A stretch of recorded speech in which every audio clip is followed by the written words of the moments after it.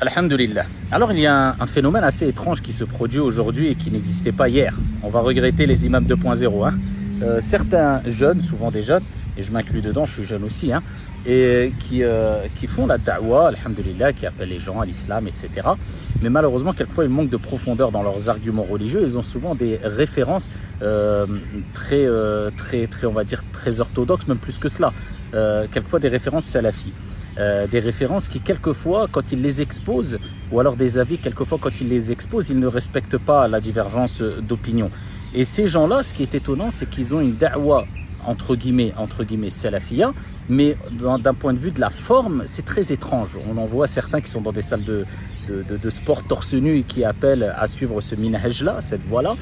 Quelquefois, ils sont même dans le blâme concernant certaines sœurs, en critiquant des sœurs, oui, vous mettez pas bien votre voile, vous mettez pas le hijab, etc. Ou alors, quelquefois, ils rappellent qu'il y a des sœurs qui s'exposent un peu trop et d'une mauvaise manière et de manière déplacée, à raison quelquefois, mais ils s'oublient eux-mêmes. Et certains, on les voit avec des t-shirts très moulants, très serrés. Et pourtant, c'est une da'wah, comme je disais précédemment, une da'wah très orthodoxe, ou voire salafi, etc. Donc c'est très étrange en fait, ce paradoxe entre la forme et le fond.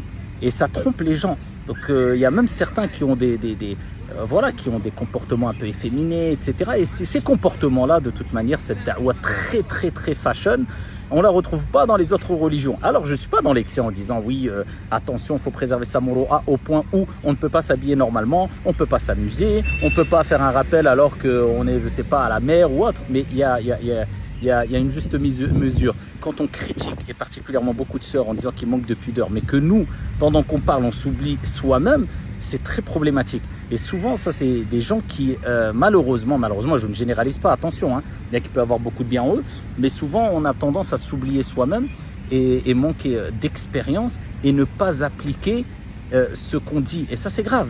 Alors, on ne peut pas appliquer tout ce qu'on transmet, mais le fait d'être aussi paradoxal et que ça soit aussi gros dans notre da'wah, ne faites pas de mal, ne commettez pas de péché, attention aux relations extra-conjugales, attention aux relations illicites avant le mariage, et à côté on fait n'importe quoi, tout et n'importe quoi. Attention, respectez la pudeur, mes sœurs, etc. À côté, on s'affiche, on se dit waouh, même certains influenceurs et influenceuses, on se comprend, s'exposent pas comme ça. Donc c'est très étrange. Donc faites attention à l'apparence, et je parle pour moi le premier, je suis pas en train de me mettre au-dessus de tout le monde et faire le grand conseiller des prêcheurs, mais il y a un minimum. Encore une fois, on peut avoir une da'wah qui est adaptée aux jeunes, etc. et montrer et rappeler que oui, l'islam aussi c'est s'amuser, prendre du bon temps, etc. Mais il y a quand même des limites, il ne faut pas être dans